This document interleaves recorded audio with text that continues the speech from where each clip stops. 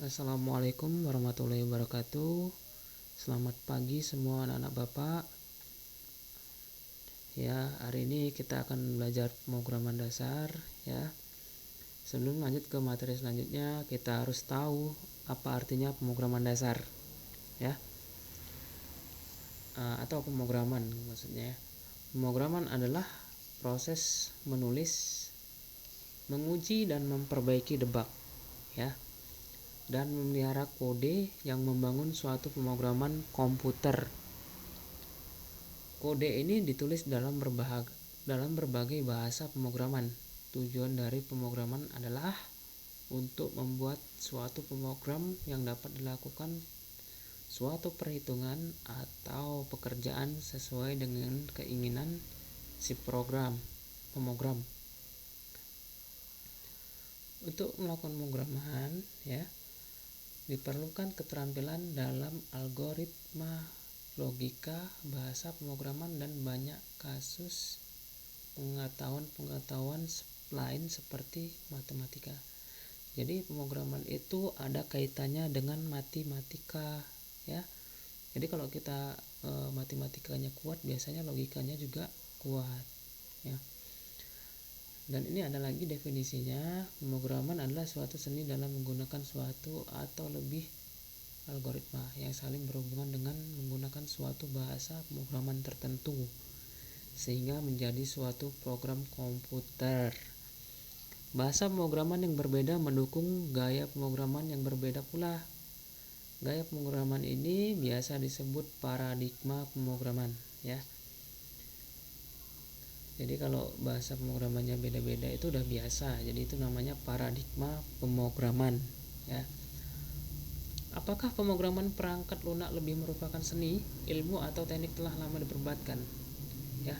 Jadi pemrograman yang baik itu biasanya mengkombinasikan ketiga hal tersebut agar menciptakan program efisien.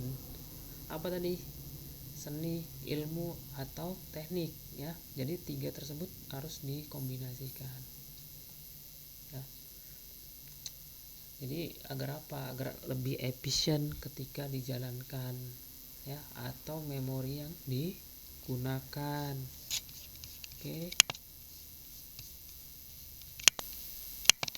Oke, sekarang coba buka modul yang Bapak kasih kemarin yang sudah kalian download dari Google Classroom ya. Buka di halaman 8 ya. Di sini kita akan belajar yang namanya algoritma ya.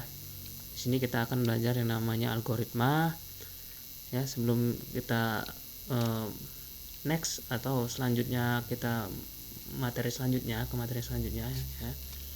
Kita harus tahu dulu definisi algoritma itu apa ya. Jadi di sini udah tertera definisi algoritma. Dilihat dari istilahnya ya, algoritma berasal dari nama seorang matematikawan muslim bernama Abu Ja'far Muhammad Ibnu Musa Al-Khwarizmi ya, yang hidup sekitar 780 hingga 850 Masehi, yang oleh orang barat Al-Khwarizmi sebagai algoritma yang diartikan proses menghitung dengan angka Arab ya. Salah satu karya beliau yang monumental adalah buku berjudul Kitab Al-Jabar wal Muqabalah, yang artinya buku pemugaran dan pengurangan ya. Dalam bahasa Inggris, The Book of Restoration and Reduction, yang menjadi cikal bakal istilah aljabar dalam kurung algebra yang dipakai hingga sekarang ini. Jadi sebenarnya penemu dari ilmu matematika sebenarnya adalah orang Arab ya.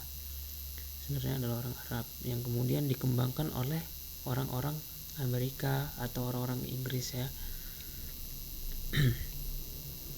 Jadi seiring dengan perkembangan zaman, istilah algoritma berubah menjadi algoritma, yang kemudian diartikan sebagai metode perhitungan atau komputasi secara umum.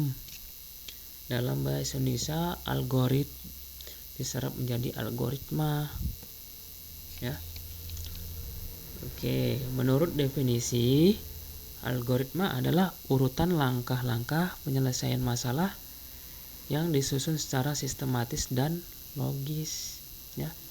Saya ulangi lagi, algoritma adalah urutan langkah-langkah penyelesaian masalah yang disusun secara sistematis dan logis. Artinya dalam pembuatan program, ya, itu dibutuhkan langkah-langkah penyelesaian masalah, ya. Contoh, kita membuat suatu program itu harus melihat apa sebenarnya tujuan kita membuat program, ya. Contoh, kita membuat sebuah program pembayaran SPP, ya, tujuannya apa, untuk menyelesaikan apa, ya. Jadi kalau kita membuat program pembayaran SPP kan tujuannya untuk menyelesaikan penghitungan SPP gitu, ya, contohnya, ya, penghitungan masalah tentang SPP yang disusun secara sistematis dan logis. Artinya sistematis ini udah terkomputasi, ya. Arti dari sistematis sudah terkomputasi, dan logis itu artinya, ya, perintah-perintah yang kita masukkan ke dalam program itu harus logis dan logika, seperti logika manusia, ya.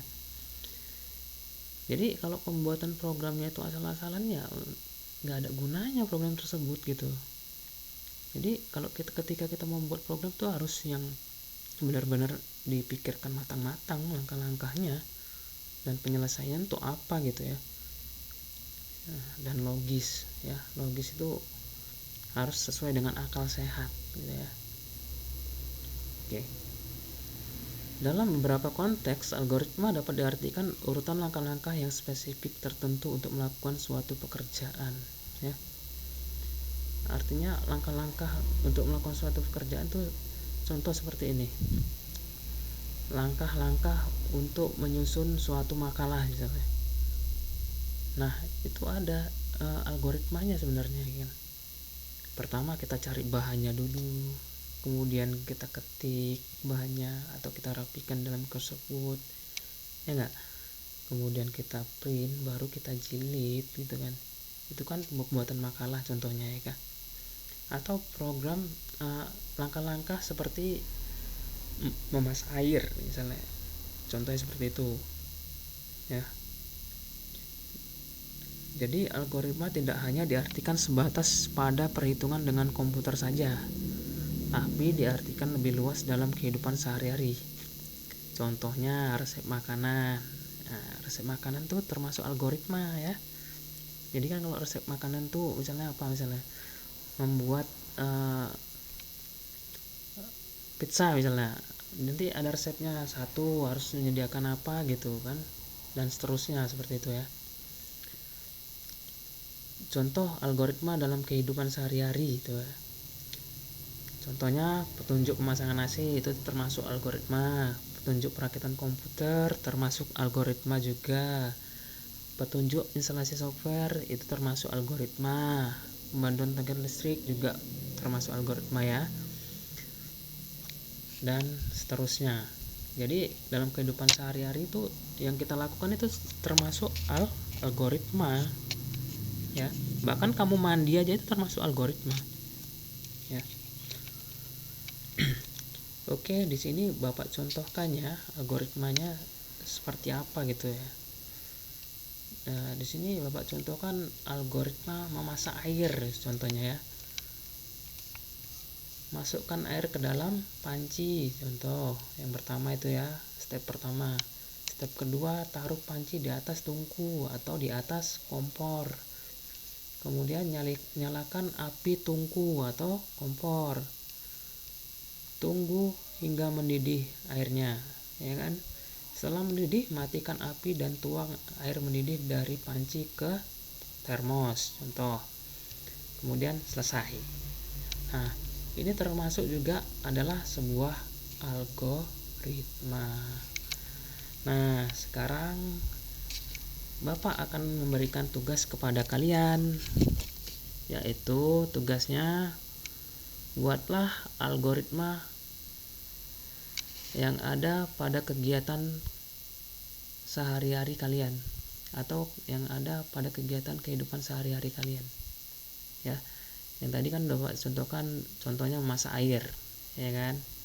Masak air, masukkan air ke dalam panci, taruh panci di atas tungku, nyalakan api tungku, tunggu hingga mendidih. Setelah mendidih, matikan api dan tuang air mendidih ke panci termos.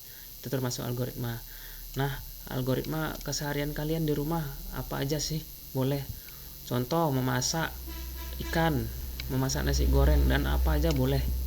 Silakan buat seperti contoh yang Bapak kasih tadi. Kemudian nanti kirim ke Google Classroom ya. Oke. Sampai sini saja penjelasan dari Bapak.